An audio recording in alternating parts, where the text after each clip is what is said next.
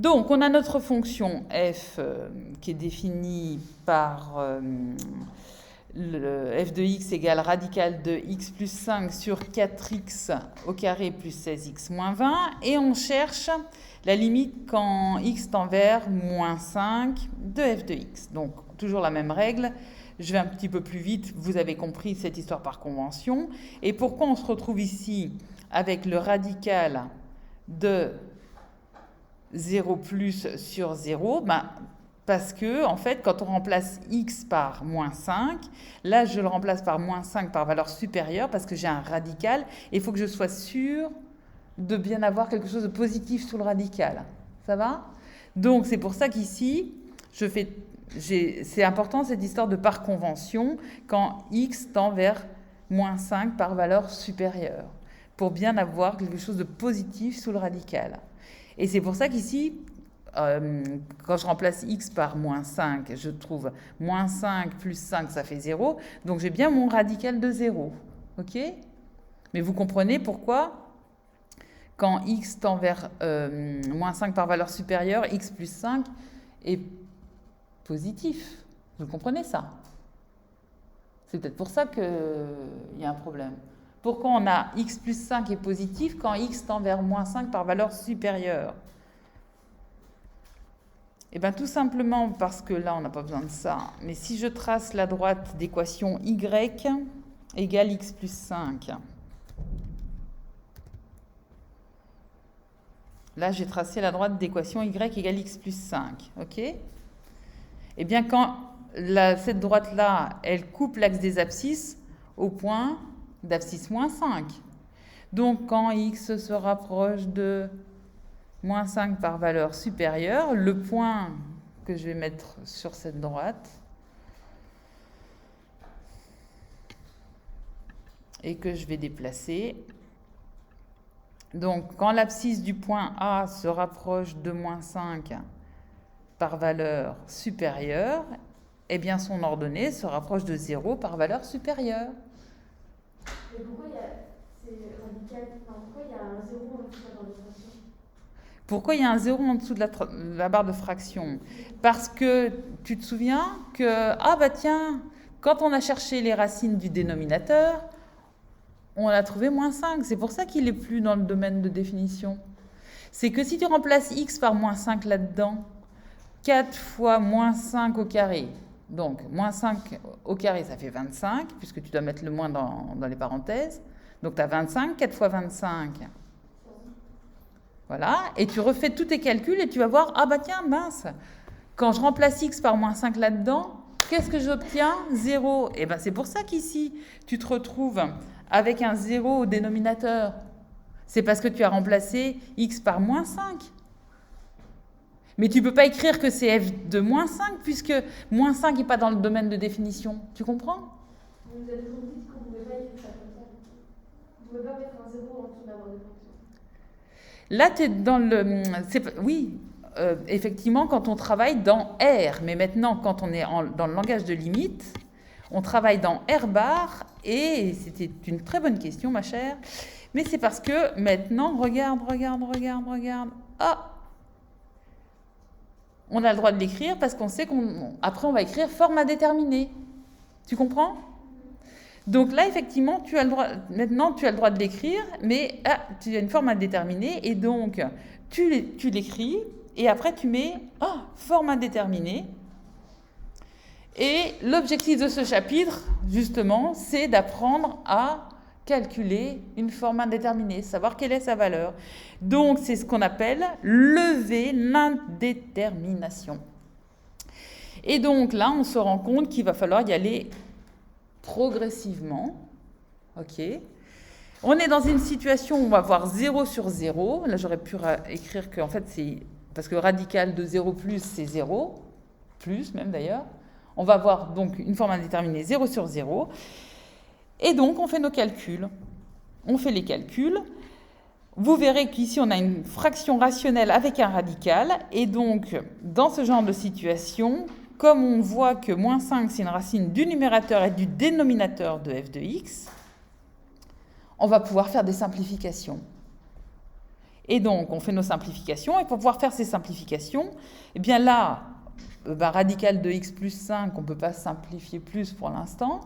Mais par contre, ici, ce 4x carré plus 16x moins 20, on va le factoriser pour faire apparaître du x plus 5. Et les factorisations de trinômes du second degré, vous avez appris ça en quatrième. Je vous l'avais montré hier. On a 4x au carré plus 16x moins 20. On sait que les racines, c'est moins 5 et 1. Donc, on peut mettre x plus 5 en évidence et x moins 1 en évidence. Et il faut qu'on ait la valeur de petit a. Donc, c'est pour ça qu'ici, on a le 4. Et si je développe ce produit, je vais bien obtenir mon 4x au carré plus 16x moins 20. Déjà, on peut remarquer qu'ici, on peut mettre 4 en évidence. OK ? Mais sinon, même si on ne le mettait pas là, les termes en x carré, on a x fois x, donc x au carré, fois 4, on a bien nos 4x au carré. OK ? Les termes sans x, oui, les termes sans x, ça va beaucoup plus vite. Donc, on a 5 fois moins 1, qui nous fait moins 5. Moins 5 fois 4, bingo, on a bien moins 20. Les termes en x, comment on les obtient ?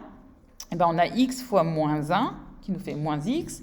On a 5 fois x, qui nous fait 5x. 5x moins x, ça nous fait 4x. On est d'accord ? 5x moins x, 4x. Et on doit multiplier par 4.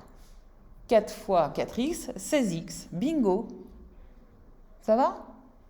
Donc, on peut bien, cette écriture développée, la factoriser sous cette forme. Et du coup, notre f de x qui est égal à radical de x plus 5 sur cette expression, on va écrire à la place de cette expression, au dénominateur, on écrit ce qu'on a trouvé ici. Et là, donc, on a radical de x plus 5 sur 4 fois x plus 5, entre parenthèses, fois x moins 1. Mais on peut simplifier ce ici, radical de x plus 5 et x plus 5. Quand on a x plus 5, entre parenthèses, c'est comme si on avait radical de x plus 5, le tout au carré. Donc, on peut simplifier au numérateur et au dénominateur par radical de x plus 5. Ce qui nous donne ici, là, on simplifie par radical de x plus 5, donc on a 1. Et ici, j'ai simplement modifié dans un produit commutatif, donc j'ai écrit 4 fois x moins 1 en premier, et j'ai mis, quand je simplifie donc x plus 5 par radical de x plus 5, il me reste le radical de x plus 5. Ça va pour cette simplification ? OK ?